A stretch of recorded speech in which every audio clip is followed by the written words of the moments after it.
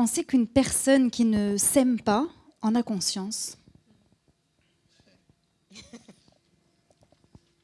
Souvent, je parle de l'ego sous le tapis, hein, parce que autant les personnes qui toujours mettent en avant ce qu'elles réussissent en disant, tu sais, j'ai réussi ça, là je suis arrivé troisième à ça, là j'ai réussi ça, je suis arrivé devant tout le monde par rapport à ça.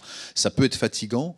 Autant ceux qui ont l'ego sous le tapis, qui est aussi fort, hein, mais qui vont dire, tu sais, hein, moi je réussis pas ça, hein, tu sais, moi, c'est aussi une force d'attraction très forte. Et je crois que le conscient, l'inconscient, il y a toujours une partie de nous qu'on est conscient. Et donc le travail qu'on a à faire, c'est justement de rappeler ce saboteur intérieur pour le désamorcer. C'est peut-être une conscience aussi qu'il y a quelque chose qui ne va pas, mais des fois, ça peut être difficile à interpréter. Moi, je pense à des gens qui ont justement un manque d'amour de soi ou d'estime de soi qui va créer le contraire, qui va avoir tellement besoin d'être vu, d'être aimé, admiré, mais c'est sans fin. C'est un trou sans fond aussi. Et quand ils sont dans cette dynamique-là, on dirait j'ai l'impression qu'ils ne voient pas nécessairement. Au contraire, ils pensent qu'ils s'aiment, qu'ils sont merveilleux, mais ça crée juste quelque chose qui n'est pas harmonieux dans leur vie, finalement. Et puis, en fait, ce n'est pas un problème de ne pas s'aimer par endroit. Ce n'est pas ça le souci. Hein, ou par moment.